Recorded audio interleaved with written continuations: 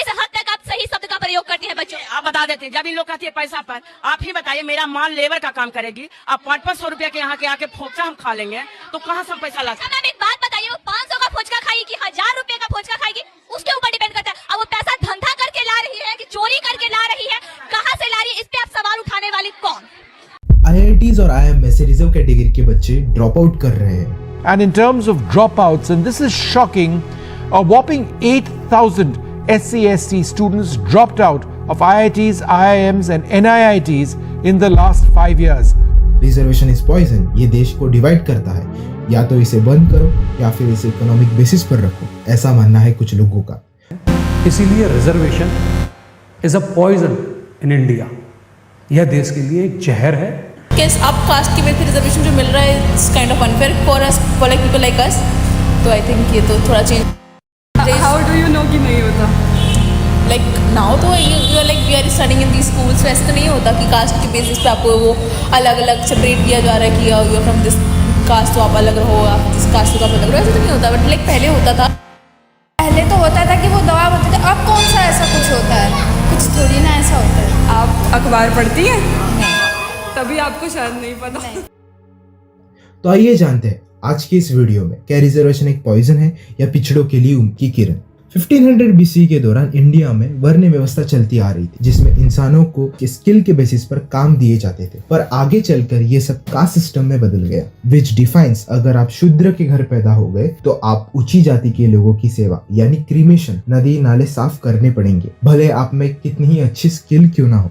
आगे जाके दलितों को अनटचेबल कहा जाने लगा, उनकी परछाई तक से लोग दूर रहते थे, उन्हें गांव से बाहर जंगलों में रहने को कहा गया। तालाब का पानी जहां जानवर पीते थे वहां से भी उन्हें दूर रखा गया। सालों तक दलितों और पिछड़ों को ना जमीन मिली ना एजुकेशन। आगे जाकर ज्योतिबा फुले जी और शाहू महाराज जी जैसे लोगों ने इसके खिलाफ आवाज उठाई और आरक्षण की मांग तक की। फिर 1932 में डॉक्टर बाबा साहेब आम्बेडकर जी ने दलितों के लिए फर्स्ट फॉर्मल पॉलिटिकल रिजर्वेशन लाया, जिसे हम पुनः पैक्ट के नाम से जानते हैं। And after 2 years government of India act ने शेड्यूल कास्ट को separate electorate and reserve seats दी। एंड फाइनली 1950 में ड्राफ्टिंग कमेटी के chairman doctor BR Ambedkar ji ने आर्टिकल 15 क्लॉ 4 के तहत reservation in education, article 16 clause 4 के तहत reservation in public employment, article 332 के तहत पार्लियामेंट एंड स्टेट असेंबलीज में रिजर्वेशन दिए। इस रिजर्वेशन से कुछ जनरल कैटेगरी के लोगों को लगा है रिजर्वेशन एक अनफेयर चीज है उनके साथ। System. So you are against reservation? Yes, I am. वैसे उनकी भी कोई गलती नहीं है, जनरल कैटेगरी के अंदर ही अंदर फ्रस्ट्रेशन है। फीस, टैक्स, पेट्रोल, EMI सब कुछ उनके ऊपर। और जब कॉम्पिटिटिव एग्जाम्स की बात आती है तो उनको लगता है उनकी सीट कोई और कोटा से ले गया। उनको दिखाई क्या देता है? वायरल ट्वीट्स, जहाँ कोई बोलता है 97% लाके भी सीट नहीं मिली क्योंकि मैं जनरल कैटेगरी से हूँ। न्यूज डिबेट्स, जहाँ बार बार सुनाया जाता है कि रिजर्व कोटा स्टूडेंट्स अब हायर एजुकेशन में डोमिनेट कर रहे हैं, जनरल कैटेगरी का शेयर गिर रहा है।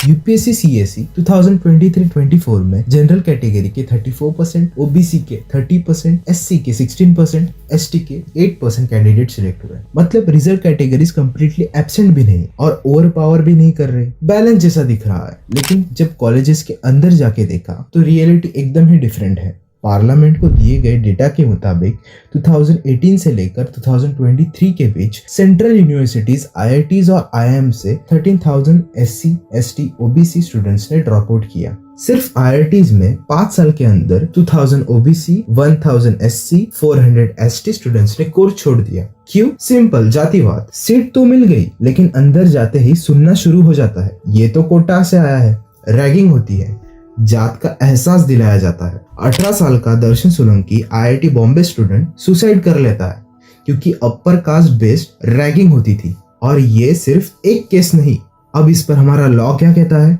सेंट्रल एजुकेशन इंस्टीट्यूशन एक्ट 2019 के हिसाब से फैकल्टी पोस्ट में भी रिजर्वेशन होना चाहिए। OBC को 27%, SC को 15%, ST 7.5%।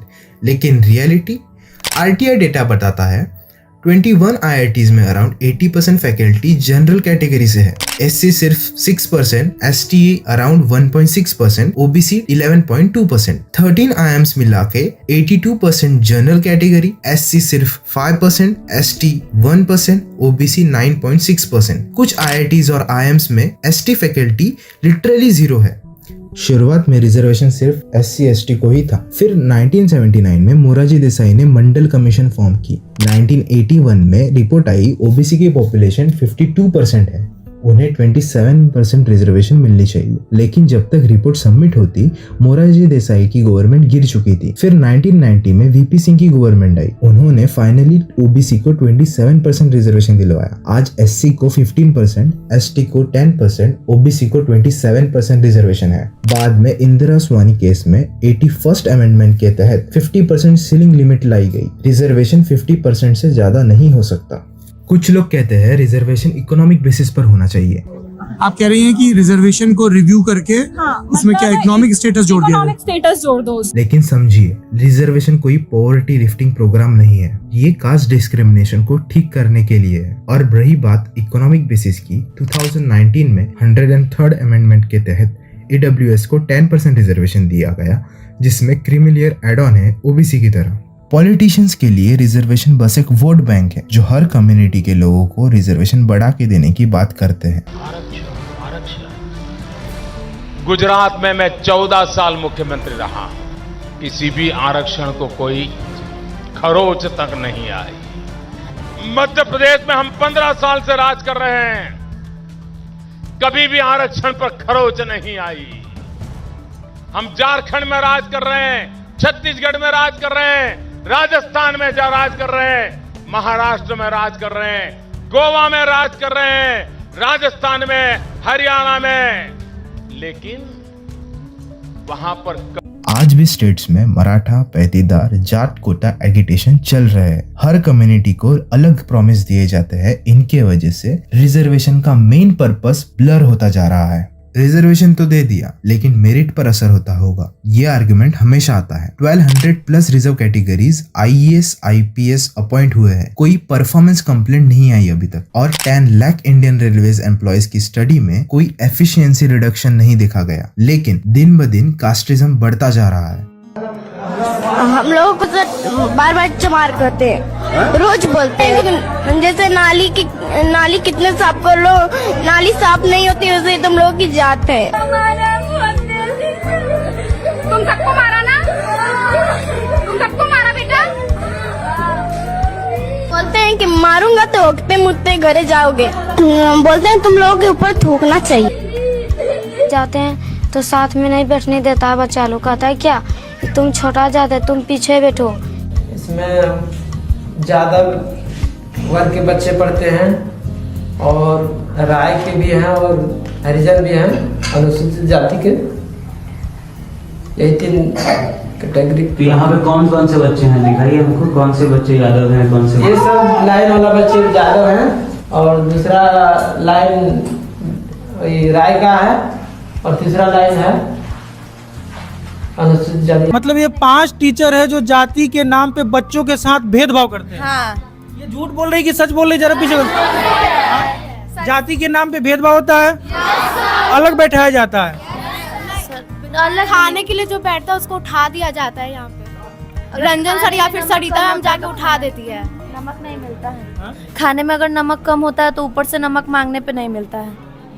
मतलब कि खाना खाने के लिए उस जात का बच्चा बैठ जाएगा, अगर हम लोग जाके बैठ जाएंगे तो कहेंगे कि तुमसे ये उम्मीद नहीं था। कौन ऐसा बोला है? कौन? गलत मत बोलना रानी। मैडम सुनिए सुनिए भेदभाव होता है बेटा। हाँ, सारे बच्चे होता है भेदभाव, होता है। बोल तो रही होता है बैठने के साथ होता है। कौन सिखाया? कहीं कोई दलित लड़का इसलिए मारा जाता है क्योंकि उसने बुलेट खरीद ली। कहीं दूल्हे को बारात पुलिस की निगरानी में निकालनी पड़ती है। इंटरकास्ट मैरिज करो तो जान से मारने की धमकी मिलती है। जब तक जातिवाद खत्म नहीं होता, रिजर्वेशन खत्म नहीं होगा। अगर आपको सीट नहीं मिली तो ब्लेम रिजर्वेशन को मत करो, ब्लेम करो कम सीट्स को, जहां लाखों लोग बस 1000 सीट्स के लिए कम्पीट कर रहे हैं। रिजर्वेशन एक फेल्ड पॉलिसी नहीं है। रिसर्च कहती है 1970 से अब तक SC और ST में लिटरेसी रेट एक्चुअल में बढ़ा है। जब मायावती CM बनी, बैकवर्ड क्लास के लोग सामने आने लगे। हाँ, इम्प्रूवमेंट जरूर लगेंगे, जैसे क्रीमी लेयर ऐड करना, कास्ट सेंसस करवाना, ताकि सही हकदार को उसका हक मिल सके। और पंकज धवरिया जैसे लोग जो कहते हैं रिजर्वेशन एक जहर है, ये वही है जिसने हाथरस के रेपिस्ट को सपोर्ट दिया था। ऐसे लोगों की सोच से दूर रहें, ये आपके लिए हानिकारक हो सकते हैं। जय हिंद, जय भारत।